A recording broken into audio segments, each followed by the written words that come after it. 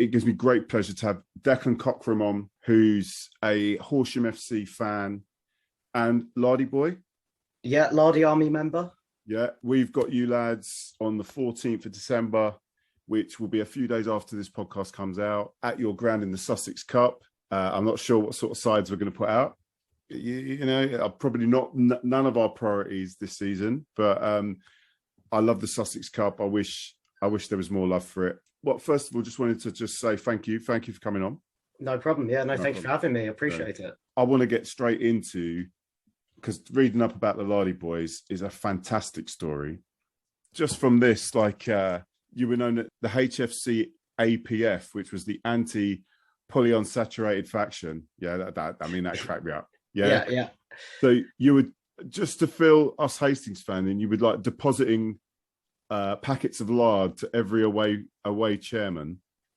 So it was a little bit before my time.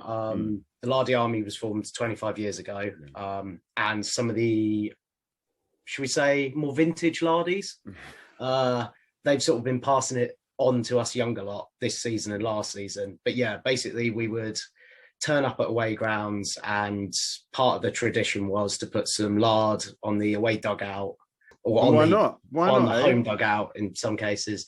So we did it for the Woking game in the FA Cup this year. The away dugout just had lard all over the top of it. And when we had Carlisle in the first round proper, again, sort of like as a ritual, the lard was sent up about a week in advance. And to be fair to Carlisle, they took it in good spirits, which is what it's always meant to be. It's just a little bit of fun. But basically we always try and do it in the big FA Cup games. And I know before the older guys used to do it for most games. So does the lard get its own seat in the car or train up? I mean, how well treated is the lard in question? Most of the photos on the way up to Carlisle, the lard was pride of place on dashboards. I know a load of the boys went up on the train, so it sort of had like pride of place on the table. Questions were asked, but a lot of the time it was just like, if you know, you know. So you've got this great little history on your website about the Lardy boys, and it is fantastic. It's kind of that reminder that, you know, it is more than just going to watch a football match. It is that community, is that togetherness, the joy of the crack, you know, like those wonderful traditions. Obviously, I saw that you got loads of t-shirts made up. Oh, he's got one. Yes, very good, very good. It's the Lardy t-shirts. Yeah, I mean, I did see one with like a llama on it or something. What was that about? So again, it's just over the years. I'll have to probably like check up on it with some of the older boys, but basically we've got a link with Peru, not in terms of like an official link, but you know, the song, I was just like watching Brazil, like if you're playing good football. So Horsham aren't as good as Brazil. So we sing, it's just like watching Peru. And obviously Peru, Llamas, that's sort of how that whole thing came about. Love it. So again, it's just little like, in the nicest way possible, like piss takes. Yeah. And just having a laugh. And I mean, one thing the Lardy Army is it doesn't matter if you're young, old, male, female, fat, skinny, lardy, it doesn't matter. One thing I found is that everyone is welcome there. Like no one gets turned away. It's all a laugh. It's all a bit of banter. And I don't know if it's the same at Hastings, but all the age groups mingle together. And that's really nice that some of the guys who are in their like 50s and 60s are more than happy to go out for a beer with people who are 18, 19, 20. And the age doesn't matter. You all there supporting the same thing. And it's something special, I think, at Horsham. Honestly, it is a great story. I mean, at Hastings, we don't have a lot. I mean, I need to talk to my people. You can't fake it. Like that's the beauty of that story. You can't fake it. You can't pretend. It is no... but with Hastings, if you're talking about the fan interaction and stuff, we do mingle. I mean, you're always going to have your slightly older, grumpy types that want to sit in the main stand.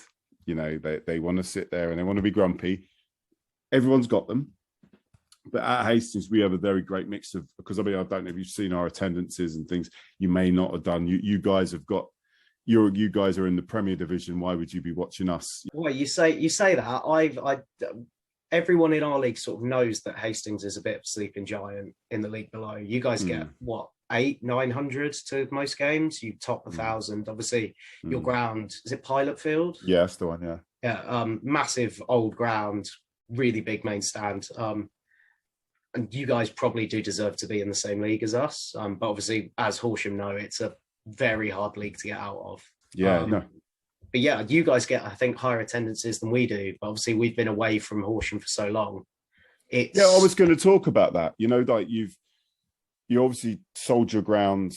Was it 10 years ago, 8 years ago now that you? Yeah, it was something like that. I was before my time, but I had been to one game at the old grounds when I was, you know, like a kid. But yeah, and I've only really started following them recently.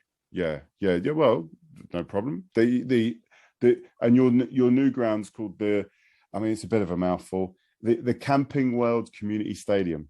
Yeah, CWCS we call it. That is exactly what I was about to ask you. Yeah, you can't be calling that every minute. So it's the CWCS. Okay, yes. Yeah, that's fine. And what's that like? Is it good facilities? I'm going to ask about beer in a minute. So tell me. Yeah, so for you guys who are traveling up, it's a little bit out of town, sort of like up on the top of the hill by Southwater. It's right opposite the Park and Ride. So if anyone's driving up, park and ride, it's free parking. You can just wander straight across into the ground. If you guys are getting the train up or want to come into town first, you can park in town, and there's a bus basically that goes from the station into the bus station, and then from that up to the ground. I think there's like 4 every hour. And if you guys download the Metrobus app, you can basically get a ticket that is up to 5 people traveling, can get returned from the town centre to the ground. And I think it's £1.90. So that's probably worth, like, if there's a group coming up on the train. Possible. You're saving money for more beer. Yeah, I know. I like this. Yeah, if not, just park at the Park and Ride. It's free parking. You can walk across. The ground itself, I think, holds just under 2,000 people. Obviously, it's a new ground. You've got covered seating on 2 sides. You've got covered standing on 2 sides. And then there's a little bit of cover by the clubhouse as well.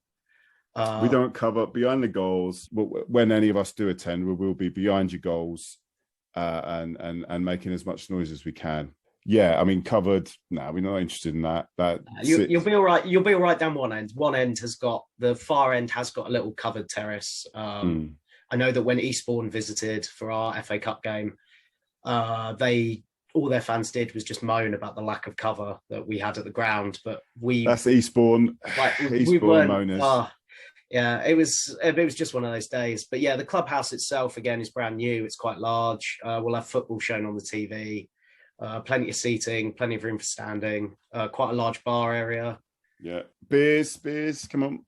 Yeah, so I know at Horsham there's sort of like 2 factions of beer drinkers. You've got your sort of lager drinkers who are just there for their Morettis and your Whitstools, and then we've got the people we call the craft beer wankers, and that's sort of like the side that I think the club is trying to push more into.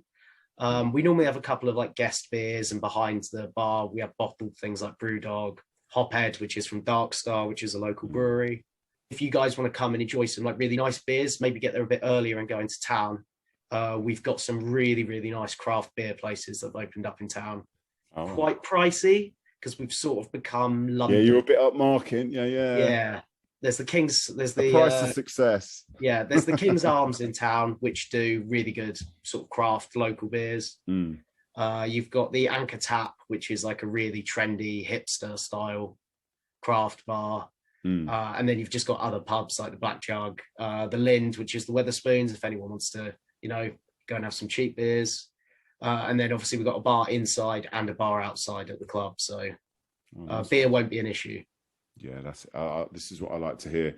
So, I mean, let's talk about your season. You're doing reasonably well in the league, considering. I mean, do you think the hopes are for the season? What's the sort of message you're getting from the team?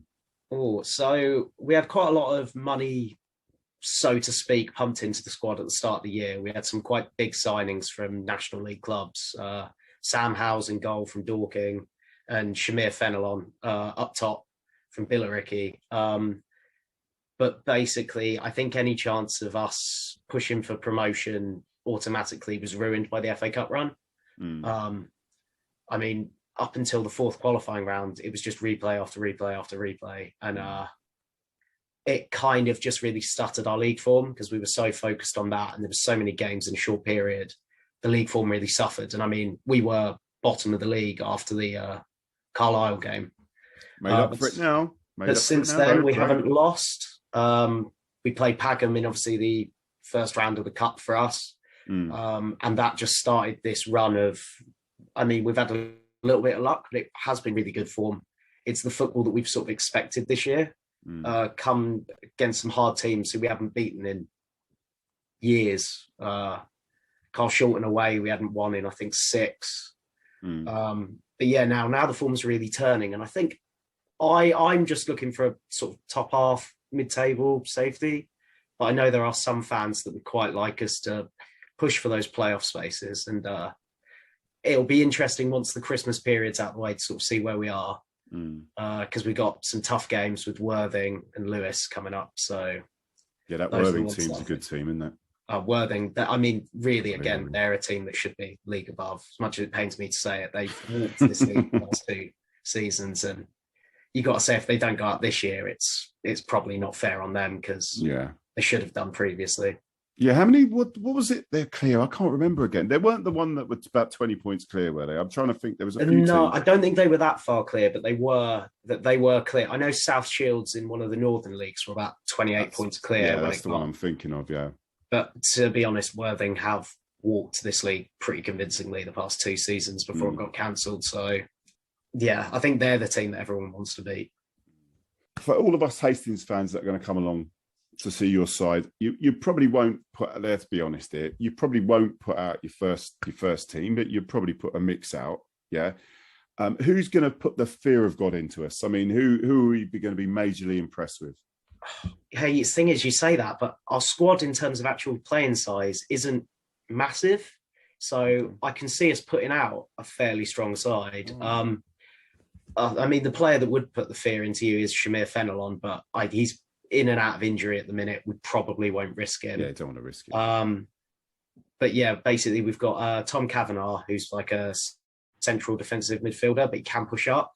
Scores some absolute worldy goals, big, strong, likes centre mid, likes to pass the ball.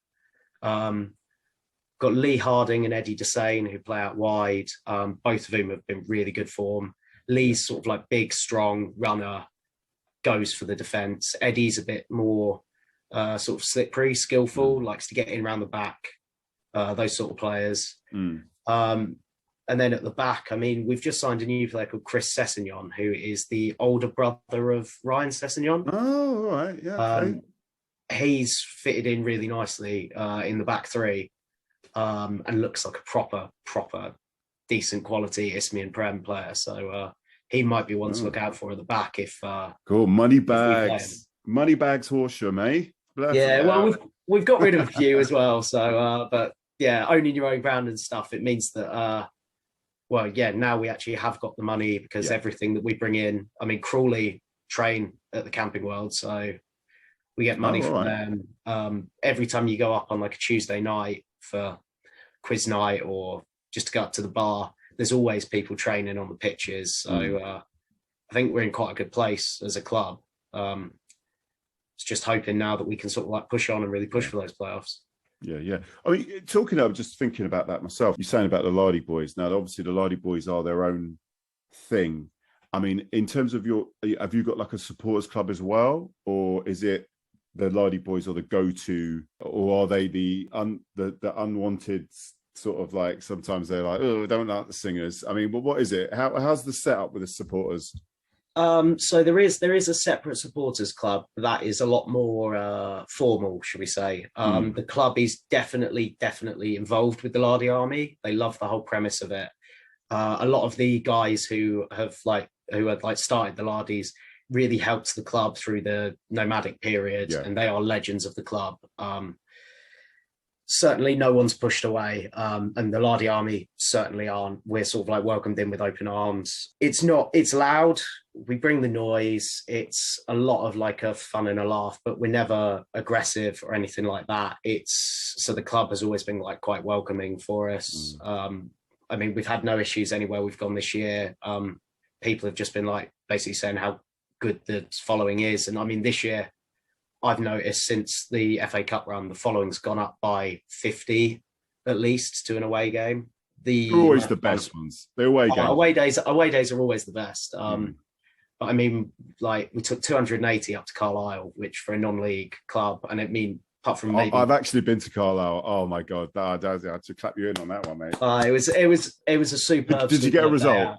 No, we lost 2-0, but we held them out for 69 minutes, and the second goal was just a deflection. But we just sang our hearts out for the whole game, and the players. That's what you remember. The players remember it. So, but yeah, no, the Lardy Army, they're unofficial, but they certainly are affiliated with the club, and yeah, I mean, you guys more than welcome. Come over, have a chat with us. Oh no, I will do. We'll be the noisy ones, so you'll know who we are. Yeah. Well, no, absolutely. No, I mean, obviously, I'm really looking forward to it. I mean, I obviously hope beyond hopes we can get out of this league and come play you lot regular. Do you know what I mean? And then that would be great because we've got a very vocal support and obviously we love banter as well. Obviously, light-hearted banter, but like just we're not hooligans. Although you've got the lard, you know what I mean? You've got your lard missiles that you can hurl at us. You haven't seen some of us throw, to be fair, so I don't think you need to worry. How do you feel you're going to get on? Do you think you're gonna turn us over, or I mean, are you at all nervous about us coming to Camping World Community Stadium? Personally, I think it's a competition that a lot of the fans and, to be honest, the management team wants to win. Obviously, there are some tough teams in it. And when I saw that we drew you guys, one, I'm glad it was at home because long way to go down to you lot on a Tuesday, but also it's not a easy place to go and get a result. But as East Grinstead found out, it's not an easy place to go to. And to be honest, I think it will be a tight game. I can't see it being separated by more than a goal. I mean, we've played a lot of the teams in your league in pre-season, and the quality is actually pretty good. So. I would expect it to be like a tight 1-0 or a 2-1, something like that. But I couldn't tell you which way it could go. Oh, you're being nice. Yeah, well, I'm obviously going to say we're going to win. We'll nick it. Backs to the wall, last minute winner. But listen, Declan, a real pleasure talking to you. I wish great things on your club and the Lardy Army. I'm trying to get out of work early to get to this game. So if I make it, which I should do, I'm going to come over, say hello to everyone. It's a fantastic story. It really is. And I hope you're on the up and up. I mean, everything seems to be going in the right direction with your side. So cheers, mate. Appreciate that. I'm also hoping to get to the game. I haven't missed one yet this season, and I'm supposed to be working night shifts, but hopefully I can change that around. And if anyone sees me in the clubhouse, just come over, have a chat. I'm sure I'll get you guys a pint. And safe journey up, and hope you enjoy the game. Yeah, cheers, Declan. Yeah, thanks for your time. That's all right, mate. See you at the game, fella, yeah? All right, ciao.